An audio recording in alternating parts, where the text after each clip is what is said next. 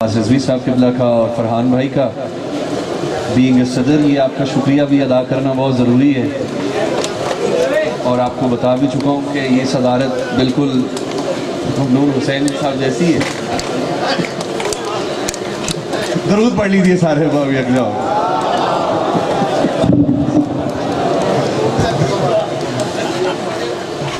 بھارت دیگر سارے باب یک جا بلند ترین صلوات پڑھیے محمد اور اہل بیت محمد کی ذوات مقدسہ پر۔ بہت خوبصورت جشن تلاوت فرمایا سرکار علامہ محمد عباس رضوی صاحب نے، اور آپ نے یقیناً ادیبانہ خطابت سنی اور ہمیشہ کی طرح بہت خوبصورت پڑھنے والے، اور بس میں اپنا فریضہ ادا کرتے ہوئے اور ملک پاکستان کی بہت بڑی شخصیت کو دعوت دوں گا اپنے بعد یقیناً، اور یہ بات بالکل مبالغاتی نہیں ہے جو میں فرحان بھائی کے بارے میں کہنے جا رہا ہوں کہ اس وقت یہ عزاداری کا جو تشخص ہے اس میں ہم یہ بات کہہ سکتے ہیں کہ ہم عہد فرحان میں زندہ ہیں۔ پروردگار عالم انہیں اپنے حفظ و امان میں رکھے، اسی طرح ممبر کی خدمت کرتے رہیں اور آل محمد کا ذکر کریا کریا، گاؤں گاؤں، شہر شہر، ملک ملک اور جگہ جگہ اسی طرح یہ آواز گونجتی رہے اور پیغام آل محمد پہنچتا رہے آپ کا۔ بس فرض سمجھتے ہوئے ایک درود آپ تلاوت فرمائیں گے اور میں گفتگو شروع کروں گا۔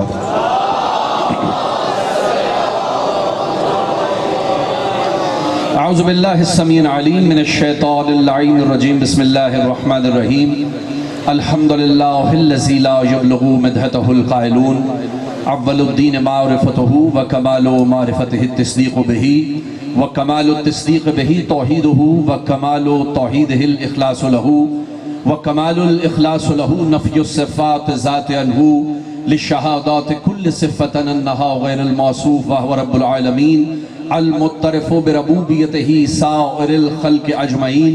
الصلاة والسلام والتحیت والاکرام علی اشرف النبیین وخاتم المرسلین سیدنا و مولانا ابی فاطمہ محمد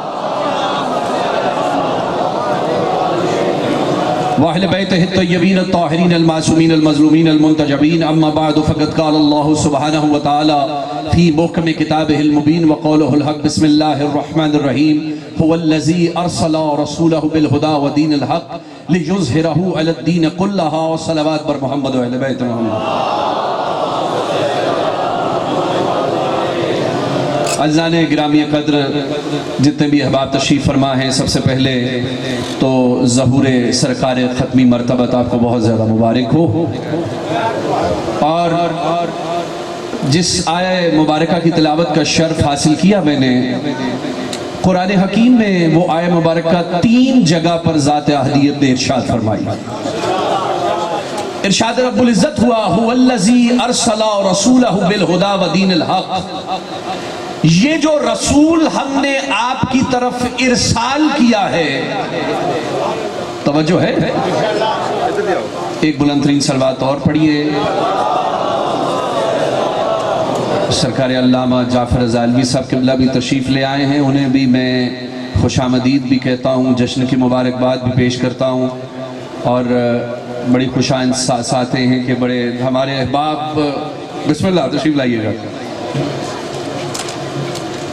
آقا جعفر الزالوی صاحب بھی تشریف لے آئے، اور ہمارے بھائی یاسین کربلائی بھی ہیں ہمراہ، اور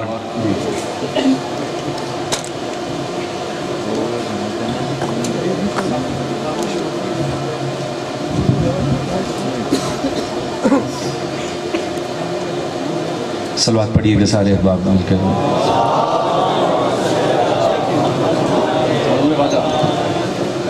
یہ ذات وہ ذات ہے جس نے ایک ایسا رسول تمہاری طرف ارسال کیا۔ توجہ ہے سارے صاحب؟ محمد عباس رضوی صاحب ابھی آپ سے کہہ رہے تھے کہ نہ لفظ تخلیق استعمال ہوا ختمی مرتبت کے لیے، اور نہ لفظ ولادت استعمال ہوا۔ اچھا، وہ لفظ کون سے جو استعمال ہو گئے؟ ایک تو لفظ استعمال ہوا ارسال، هو الذی ارسل رسولہ بالہدی، ہم نے تمہاری طرف رسول کو ارسال کیا۔ ارسال ہمیشہ وہ چیز کی جاتی ہے جو پہلے سے موجود ہوتی ہے.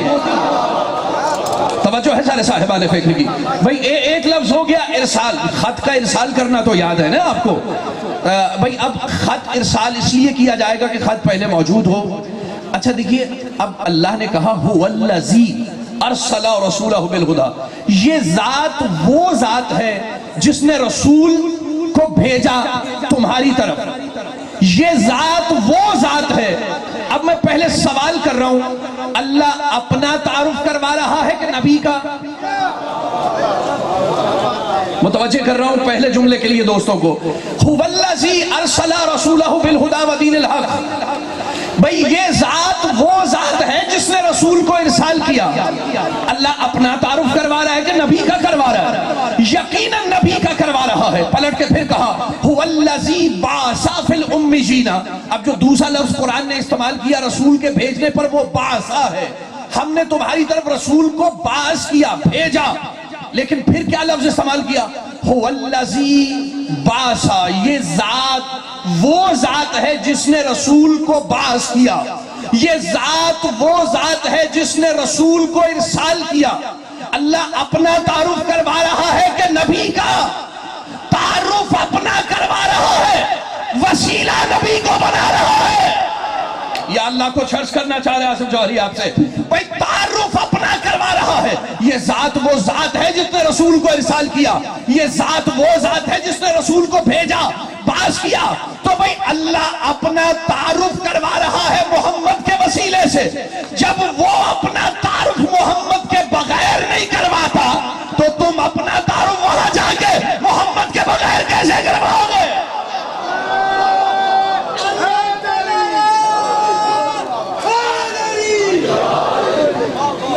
توجہ ہے سارے صاحبان فکر. بس چند جملے اور پھر آپ سے اجازت لینی ہے میں نے. اور خدا کی قسم ایسی چاشنی ہے اس لفظ محمد میں صلی اللہ علیہ وآلہ وسلم, ایسی چاشنی اس لفظ میں کہ ذات احدیت نے یہ جو نام رکھا ہے نا اپنے حبیب کا. دیکھیے بڑے آغاز میں اس نے کہا الحمدللہ رب العالمین.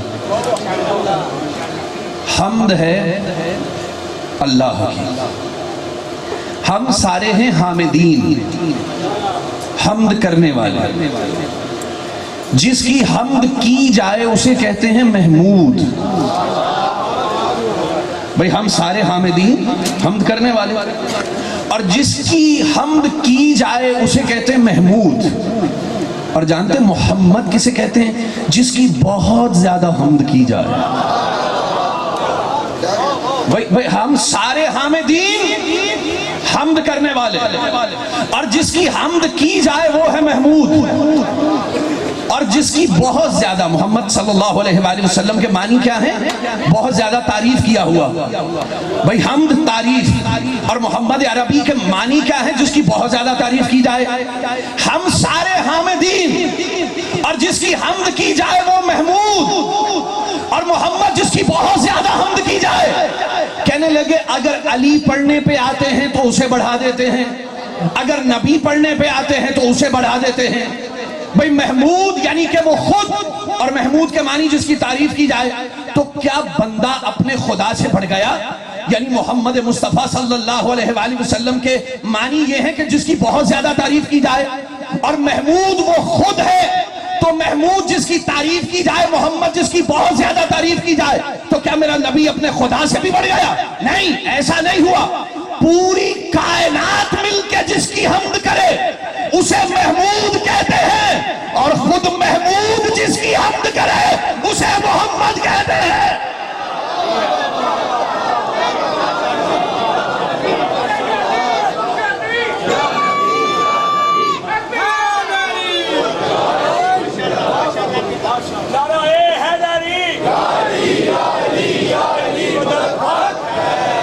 اب چونکہ جشن کا ماحول بنا ہوا تھا اور ہر طرف سے شعر کہے گئے ہیں تو میں بھی 4 مصرے آپ لوگوں کی خدمت میں عرض کر دیتا ہوں کہ عبد رب کریم لکھ دینا. قرآن بھائی, عبد رب کریم لکھ دینا, بادشاہ عظیم لکھ دینا, اور جب کبھی نعت کا ارادہ ہو حمد کی ہے پہ میم لکھ دینا.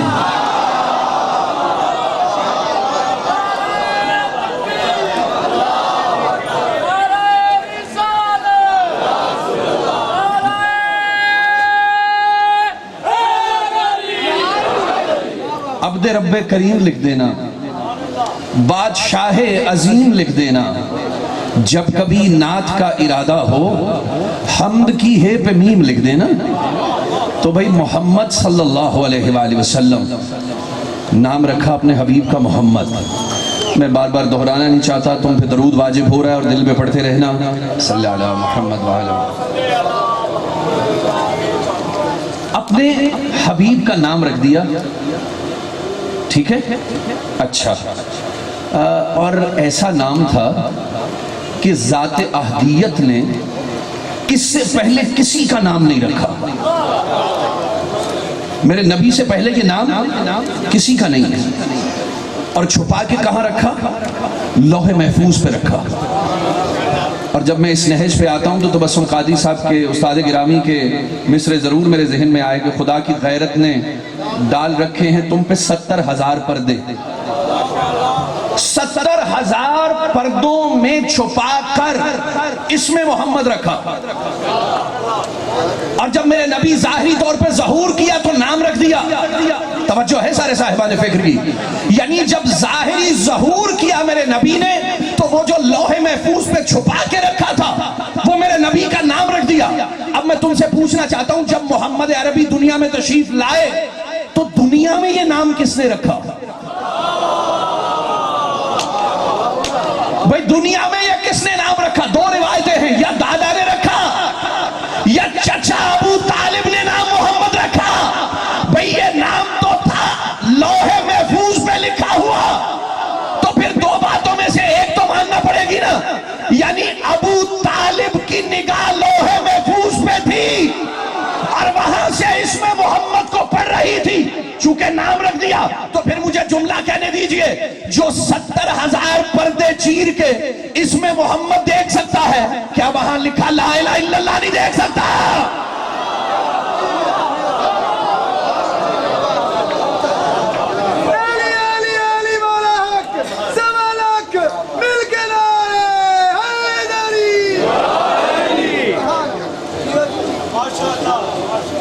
فرش پہ بیٹھ کے عرش پہ کوئی محفوظ کا مطالعہ کرے وہ اپنے زمانے کا پیغمبر ہوتا ہے.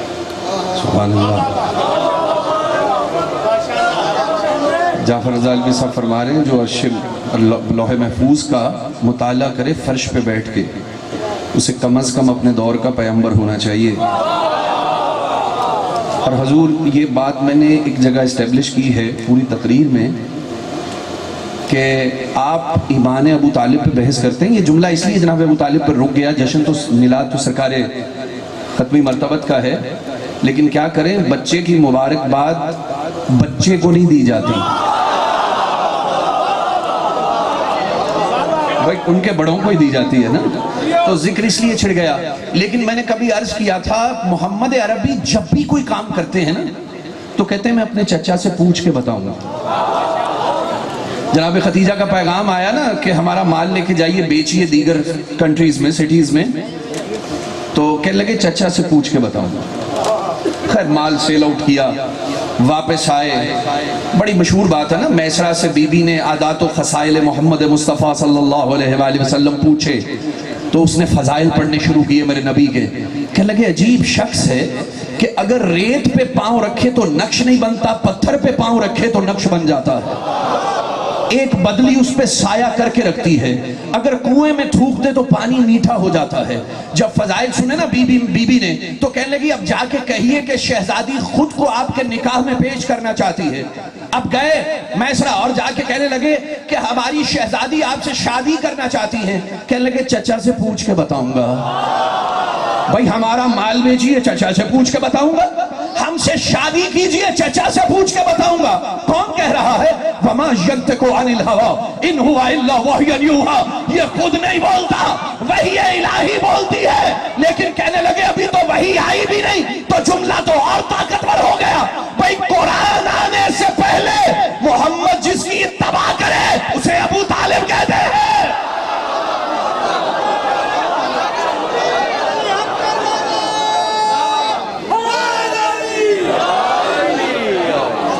اور میں تقویت دے رہا ہوں جناب جعفر الوی صاحب قبلہ کے جملے کو، معصوم کی پیروی کرتا ہے۔ توجہ ہے یار سارے صاحبان فکر، جس لیے میں نے زحمت دے دی آپ کو اس جملے کے لیے۔ معصوم کی پیروی کرتا ہے۔ اگر معصوم غیر معصوم کی پیروی کرے تو اس کی اپنی عصمت خطرے میں ہے۔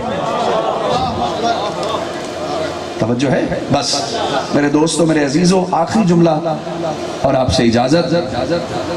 نام رکھ دیا محمد صلی اللہ علیہ وآلہ وسلم۔ آخری جملہ ہے، محسوس کر لیجئے گا، اس کے بعد ملک پاکستان کی بہت بڑی ہستی آپ سے مخاطب ہوگی، لیکن اس جملے کو محسوس کریں اور جشن کا ماحول بن جائے تو فرحان بھائی آپ سے مخاطب ہو جائیں۔ نام رکھ دیا صلی اللہ علیہ وآلہ وسلم۔ بھئی اب میں کہنا یہ چاہ رہا ہوں، ایسا چاشنی والا لفظ، ایسا چاشنی والا اسم اور طہارت کی یہ انتہا ہے فرحان بھائی۔ اگر آپ نان مسلم کو مسلم کریں نا تو اسے کلمہ طیبہ پڑھاتے۔ ایسا تو نہیں کہ آپ کسی غیر مسلم کو مسلم کریں، کلمہ بھی پڑھا رہے ہوں اور ساتھ میں اس پہ پانی کی بالٹیاں بھی اڑیل رہے ہوں۔ کبھی سنا ایسا؟ ایسا تو نہیں۔ یعنی ادھر اس نے کہا لا الہ الا اللہ محمد الرسول اللہ علی ولی اللہ، تو وہ نجاست سے طہارت میں داخل ہو گیا۔ اللہ اکبر۔ یعنی ادھر اس نے کہا لا الہ الا اللہ محمد الرسول اللہ علی ولی اللہ، اس نے کہا تو کیا ہوا؟ وہ نجاست سے طہارت میں داخل ہو گیا۔ یعنی جو ہی اس کی زبان پہ اسم محمد آیا وہ نجاست سے طہارت میں داخل ہو گیا۔ تو عقل کے اندر سوچو تو صحیح، جس کا اسم اتنا پاک ہے اس کا جسم کتنا پاک ہوگا۔